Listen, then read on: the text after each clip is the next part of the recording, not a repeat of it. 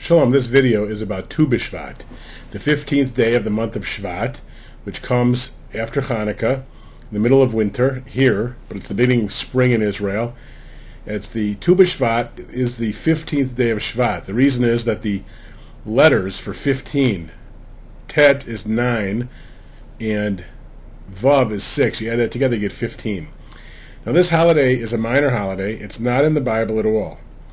It's mentioned in the Talmud as the New Year for trees. Now, why are there, you say, well, what about Rosh Hashanah? The Talmud notes that there are 4 different New Years in Judaism. Unless you think that's really hard to understand, then think about how we have January 1st in our culture. Some people have a different fiscal New Year. Your birthday is a different kind of time to think. When a president takes over in the middle of January, that's another way of thinking about a new year. So the Talmud has 4 of those with different purposes. The first of Nisan is one. The first of Tishrei is the one we call Rosh Hashanah. The first of Elul is another. And Tu Bishvat, the 15th of Shvat, is the new year for trees. Now there's actually a debate in the Mishnah between the house of Hillel and the house of Shammai as to whether it should be the first of the month of Shvat or the 15th and the 15th one out. And that's really the beginning of spring. In fact, there's a song for Tu Bishvat called Shkedia about the almond tree, and that's because the almond tree begins blooming at that time of year, which is a sign of spring. Now, in Jewish history, Tu Bishvat becomes significant because in the great siege of Jerusalem by the Romans, which culminated in the destruction of the Second Temple in 70 CE, which started about 66 CE, it was the Caribs that sustained the Jews at the time. And the Caribs have always been associated with Tu Bishvat.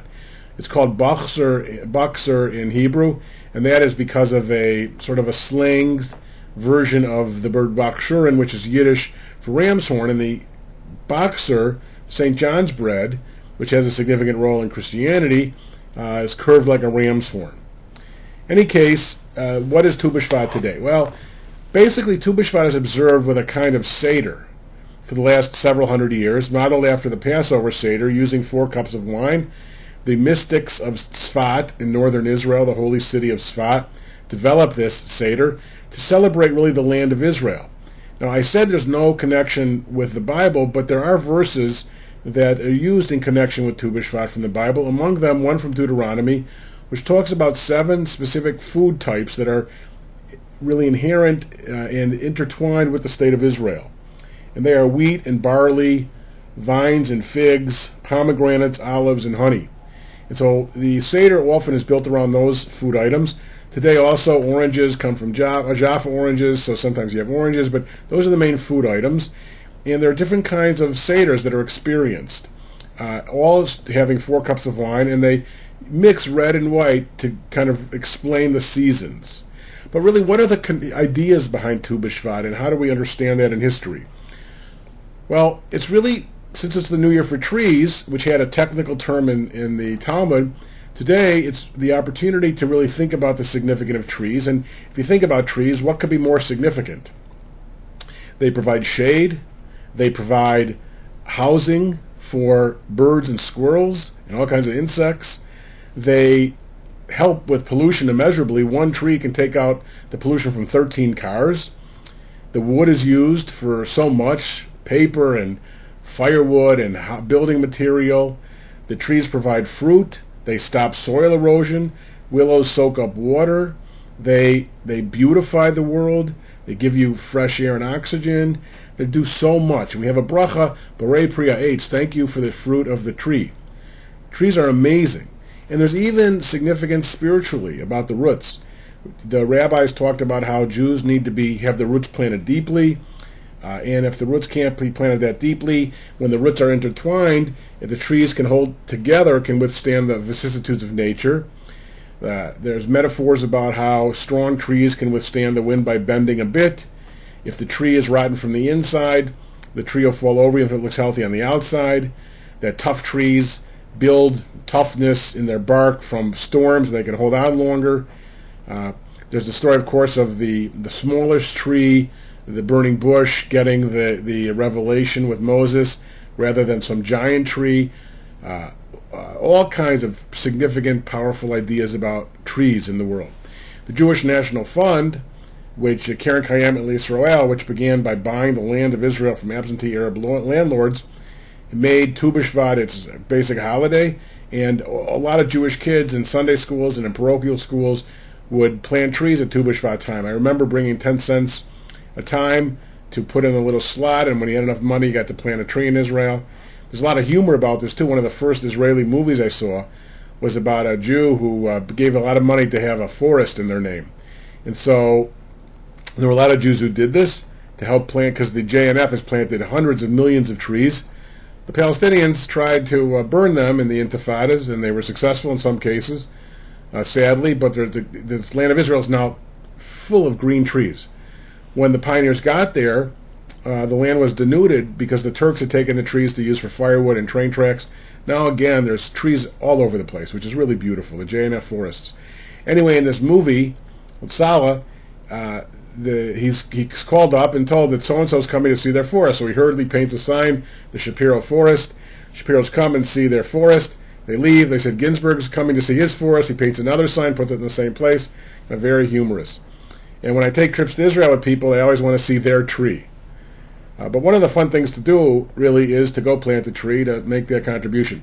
Interestingly enough, the last time we went with a group, the JNF forest people didn't want us to plant trees. They wanted us to saw limbs off the bottom of trees.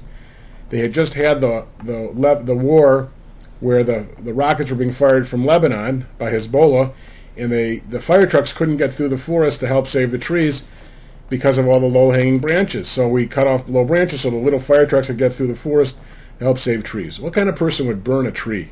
Let alone kill people and send rockets? But that's what's happening there. So that's part of the significance of Tu B'Shvat. And there's, of course, many others. I just want to talk about it a little bit more. Spiritually, you think about trees. I'm looking out the window now at a tree, and the leaves are all falling. It's fall time here, getting to be winter, and it's really a source of renewal. The trees lose their leaves, and they come back in the spring, and it's really a time to think about the power of renewal and rejuvenation. Also, it's become a major time to focus on the earth and ecology. And every day in the paper we read dire warnings about what's happening with global warming. And this is a whole day set aside to think about the earth and the bounty the earth produces and the beauty of nature and what trees do. And Tu B'Shvat could be a great opportunity to do that. Also, the idea of Bal Tashchit, don't be wasteful, which is related to the environment. The mitzvah of don't be wasteful comes from a tree verse in the Torah, where it says if you're besieging a city in ancient warfare, don't cut down the fruit trees, because when the war's over, the people will need them. And we learned the idea of Bal Tashchit, of not being wasteful. There's also a custom of planting trees when a child is born and then using some of the limbs later for the chuppah when a child is married. I want to read you a beautiful blessing about a tree that's found in the Talmud. Once a woman was traveling in the desert. She was hungry, tired, and thirsty when she came upon a tree. She rested under its shade, ate of its fruit, and drank of the spring water that flowed beside it. As she was about to continue on her journey, she said, "Tree, how shall I bless you? Shall I say, may your shade be pleasant? It is already so. Shall I say, may your fruit be sweet? It is already sweet. Shall I say, may a stream of water flow next to your branches? A stream of water already flows beside you. Therefore, what can I say? May it be God's will that all of the shoots taken from you shall be just like you." It's a beautiful prayer. So why trees? Well, again, think about the role the trees played in draining the swamps in the Hula Valley and the Galilee. Everything that I've talked to you before about the beautiful things the trees do. And so that is really the holiday of Tu B'Shvat. It's a time to think about our connection to the Holy Land of Israel, a time to think about what we can do to protect the environment, a time really to look at trees and to be grateful for the beautiful bounty that the world gave us of all these green trees that help us breathe. Without them we couldn't breathe. To take away the bad stuff and put in good stuff. How many of us can say that we, all day long, take out bad stuff from the world and put in good stuff? That's what trees do all day long. So thank God for the trees. Thank God for this opportunity to celebrate the trees. Thank God for this beautiful holiday of Tu B'Shvat.